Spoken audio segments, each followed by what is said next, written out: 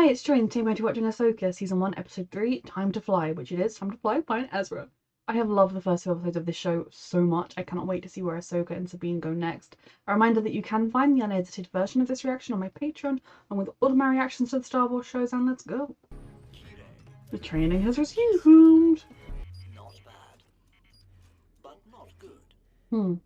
It's been a while. Enough to get by. Barely. Yang, let's try something else. It is interesting why Ahsoka has chosen to make her a Padawan, in the sense that she's not wildly force sensitive. She's amazing, but not wildly force sensitive. Well, I discovered that according to Hu Yang, I'm the worst candidate to be a Jedi out of every Jedi he's ever known. You told her that? Yeah. Can't see, how am I supposed to fight? I want you to see with more than just your eyes. Learning to use the force to see around her. Okay. You know, it's possible from someone who's a master at it, who's very good at it. Kanan was able to do it.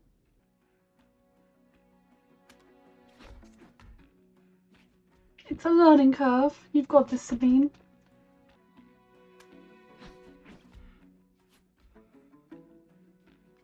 She's got quick reflexes and responses, but she's not able to seek with the force yet.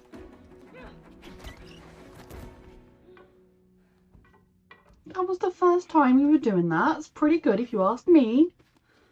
How's young Jason? Fine, Chancellor. In fact, he's on board. Somewhere. I want to see the baby. Trouble with Chopper, no doubt. I want a Likely.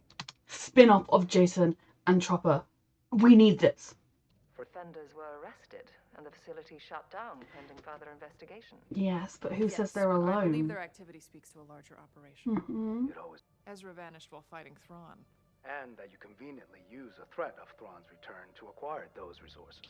That could be put to a more practical Well, purpose. I almost hope Thrawn does come back now, so you can be like, well, fuck, I was wrong. You ever in the war, Senator? No. Just sat back and waited to see who came out on top? Ooh. Serve the people of that republic, and I can tell you, they want no part of any further conflict. You act like we have a choice. Exactly, the conflict is coming.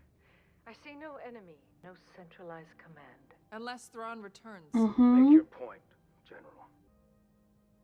Allow me a moment to speak with my colleagues. I mean, a task force being sent to see if there's any truth to this rumor would be in everybody's best interest, because if she is just making it up to try and find Ezra, they'll figure that out and stop it. And if there is truth to it, another war won't happen because Thrawn won't come. Hey, Mom! Is it true Aunt Sabine is gonna be a Jedi? Now, where did you hear that? Chopper told me. I was not emotionally prepared. I've been going on about wanting to see the baby and Chopper again. Like, I said goodbye to Chopper in the previous episode. This is a delight. This is a dream come true. This is Rebel Season 4 and I'm here for it. And look at the grown-up baby boy. I do enjoy that their child essentially looks exactly like humanoid, but with green hair. Chopper. I had literally given up all hope of seeing Chopper again in this show. True Aunt Sabine is gonna be a Jedi? I want to be a Jedi. Yeah, I know you do, Jason.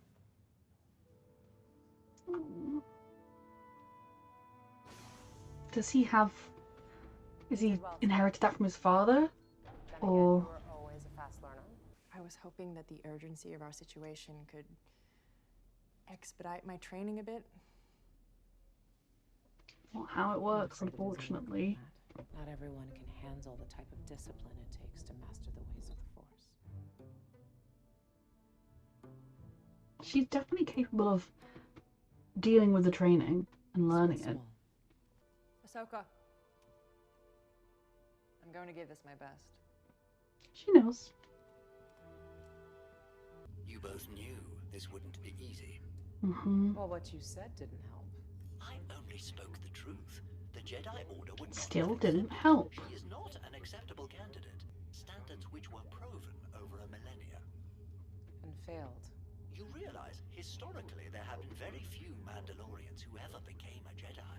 I don't need We have another one on the way. Yes, we do. Although technically he's a Jedi becoming a Mandalorian, but you know. I'm sorry. Sabine to be Mentally stable. I am not a human being taped together to keep functioning with Grogu. That is not how I live my life. My mental health isn't combined by Grogu. I need her to be herself. I like that line. I wonder if there are any specific techniques. Is there like a way you kind of open yourself up to the Force? Or something? Let's see what Morgan's been hiding out here.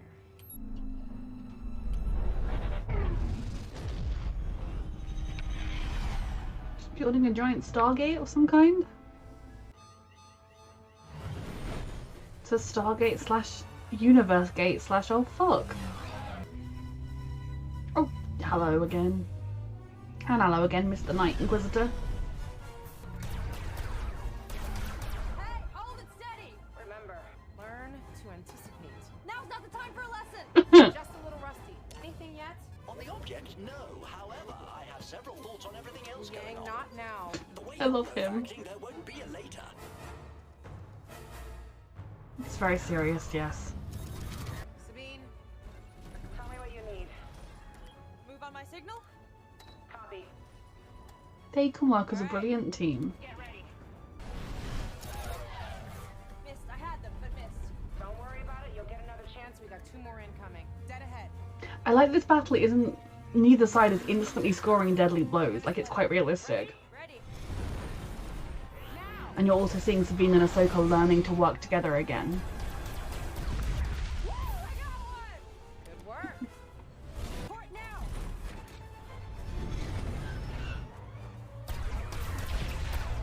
That's our team! More down! Visual confirmation. Now.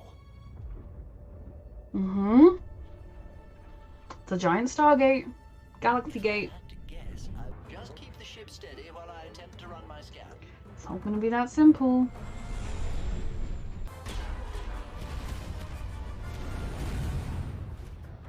I would never have guessed Get that. everything you need? Not yet. See if you can get a little closer. Are you crosswired? Closer, please. Lord. Deflectors at 10%.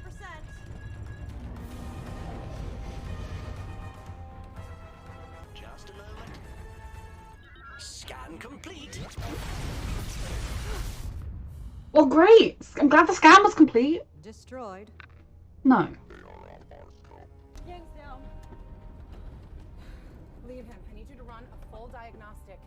Prioritize Sabine. We can't help Wu Yang if we're both dead. Now get She's on used to it. being in a bigger crew. Congratulations. You almost got them. I have eyes on them. We'll take it from here. Such a rivalry. Work fast. I'm going out there. Out there? Out where? Just keep working. She's Ahsoka. They're a brilliant team. They have to keep teaming. She's Ahsoka-ing. What more could she do?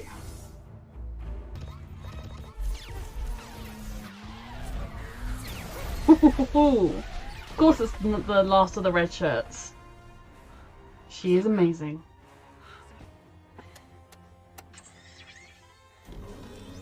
Yep. I got it! I got it! Great. Nice trick. Got any more? Buckle up.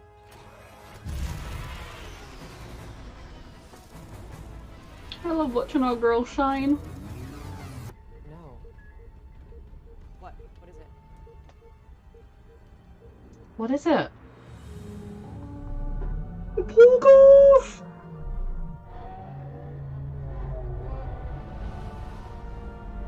Hey, buds!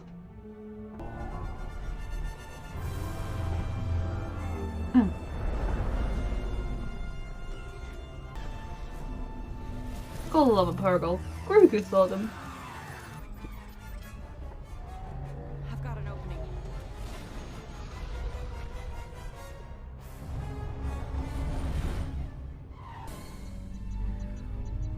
You lost your spaceship you were tracking.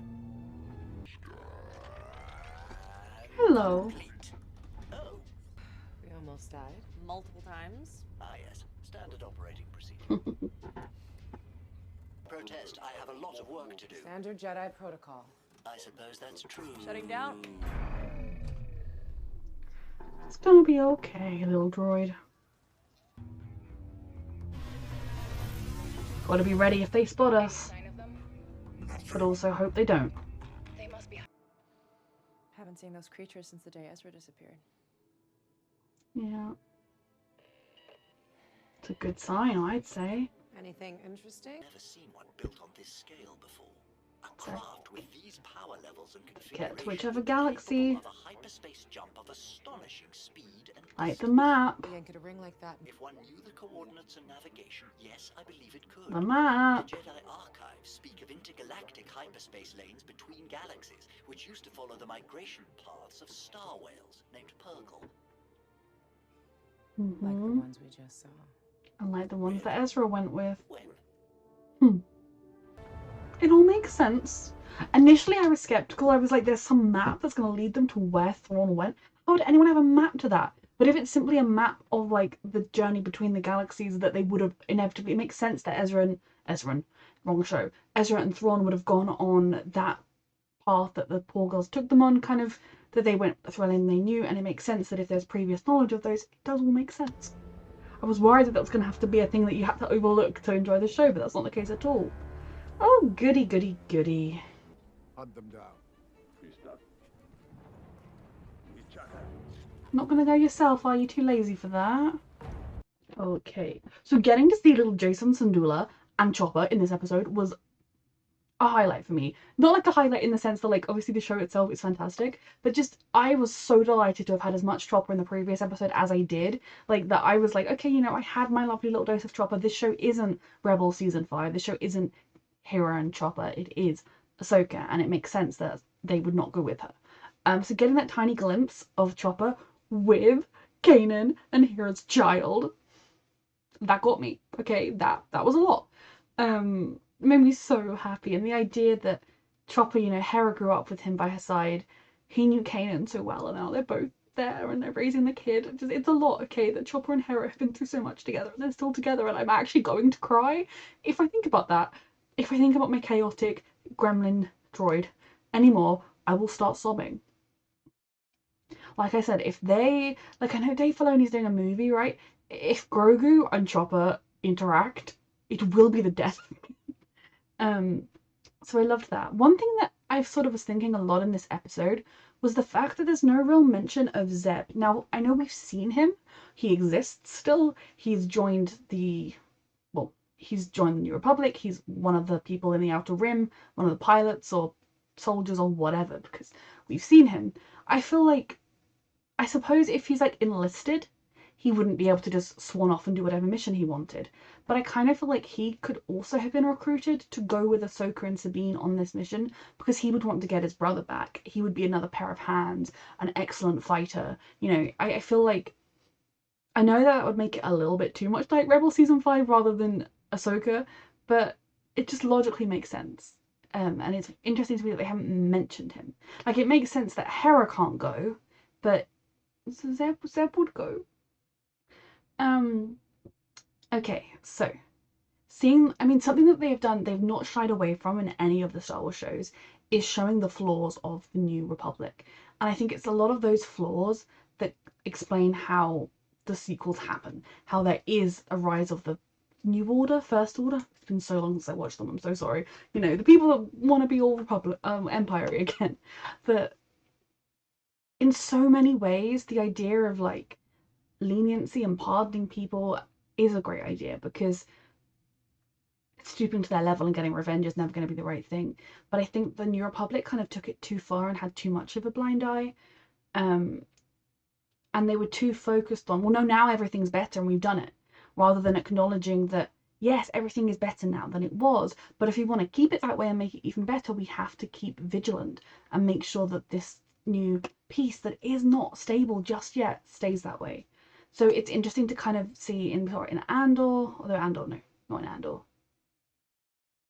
In The Mandalorian, losing my mind. I was picturing the scientist dude and the woman who pretended to be his friend, and then, like, that was obviously not in Andor. Andor takes place in the Republic. In The Mandalorian, we saw kind of glimpses again of the way that the New Republic is weak. And I think one of those weaknesses is that it's refusing to acknowledge the weaknesses are possibly there. The people in charge are, for the most part, trying to be like, no, we're through the bad times, these are the good times. And that is not ever a way that you're going to make sure the good times stay.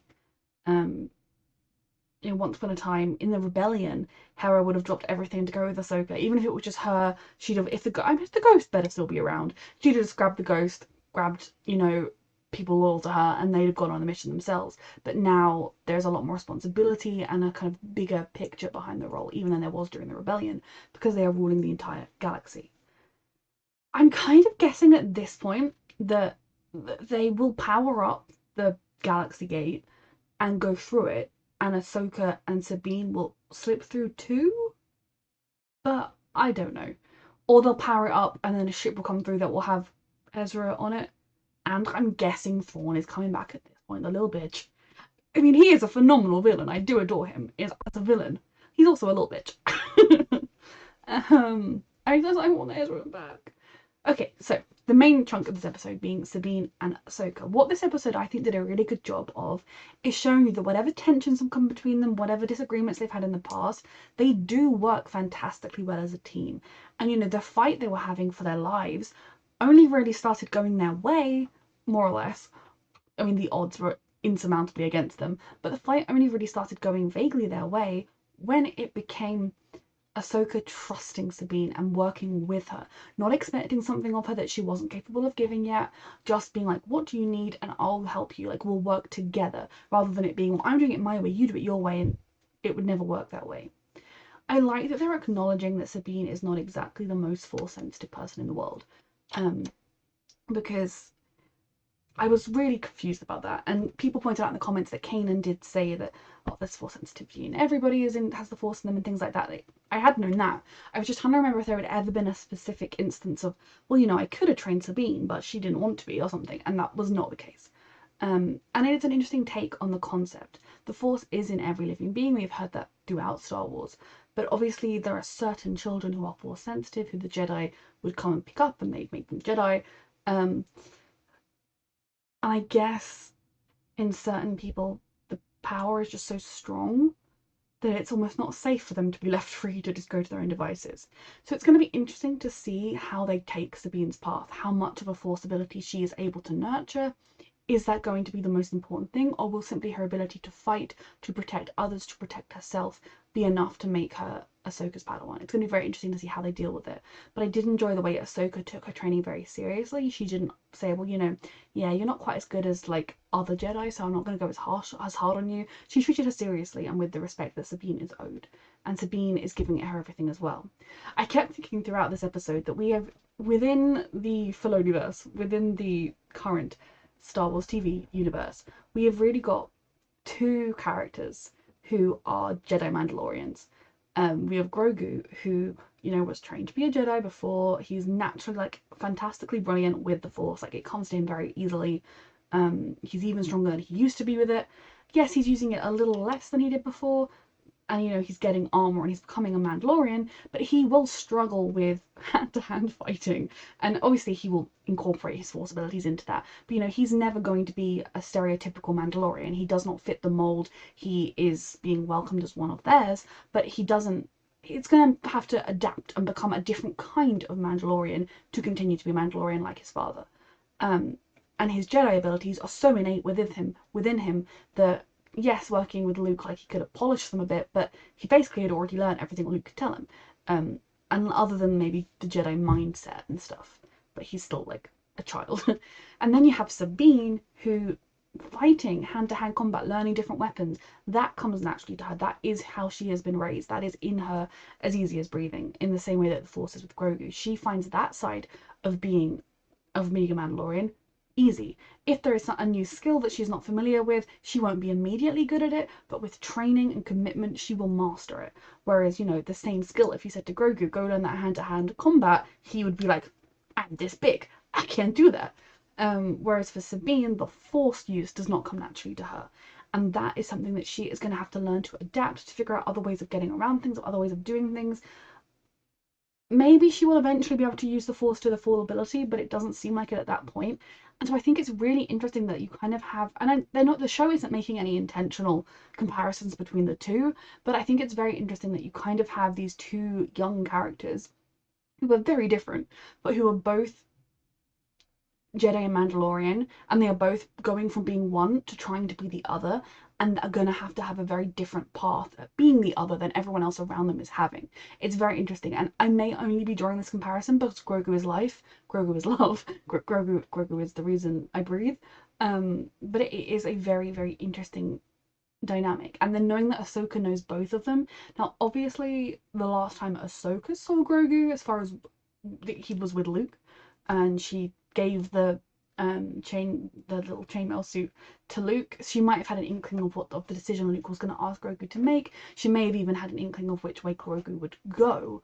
We don't know whether she has visited Luke since, whether she knows, yeah, he went back to be a Mandalorian with the Mandalorian, but I wonder whether there is a part of her that is aware of the similarities there.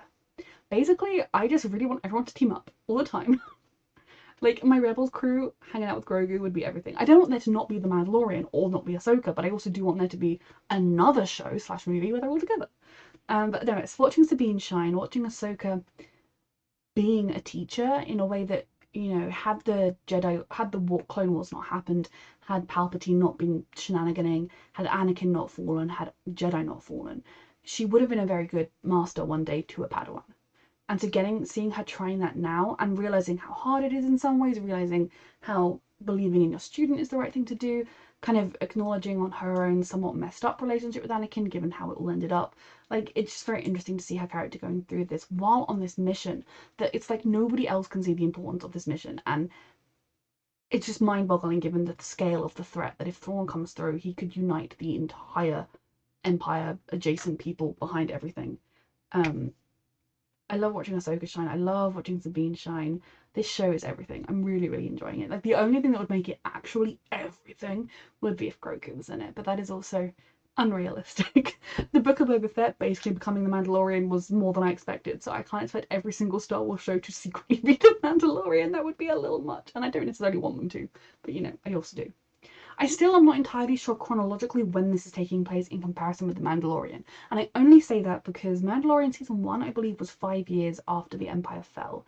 Then I read in an interview that Grogu was with Luke for multiple years. It wasn't just a couple of months, it was years. So that puts us at like 7, 8, 9 years post the rebellion succeeding, which I don't know if that makes sense chronologically with this timeline. So I'm a little confused with all of that. We could be slightly back in time, from before Grogu could still be with Luke right now, but that would still mean Ahsoka would have to go and visit. Like, I don't know, but yes, I don't mind. I'm willing to fuzz those timelines. It's fine with me if Grogu was only away from Mando for 6 months. Still too long in my opinion. Fantastic episode as always. Thank you so much for watching.